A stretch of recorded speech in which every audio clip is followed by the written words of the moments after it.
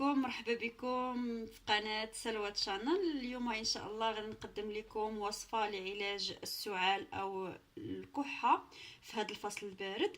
فقبل ما نتعرفوا على المكونات وطريقة التحضير كنتمنى تضغطوا على زر اشتراك وتفعلوا الجرس ودعموني باللايك وتبارطاجيو الفيديو مع الاصدقاء ديالكم. فغادي نعتمدوا في هذه الوصفه على مكونات متواجده في كل بيت، الا وهي البصل. من الافضل تكون البصله حمراء، والعسل، العسل الطبيعي طبعا.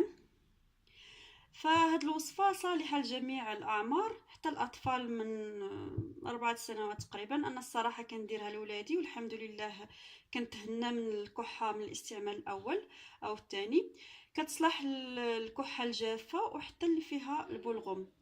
اولا غادي ندوزو للطريقه. اولا غادي ناخدو البصله، كنقشروها ونغسلوها ونحكوها ونصفيوها مزيان، وناخدو غير الماء ديالها، فحاجتنا غير في الماء، وكنخلطوه مع العسل، يعني غير معلقه او لا نص باش نحليو داك الماء ديال البصله.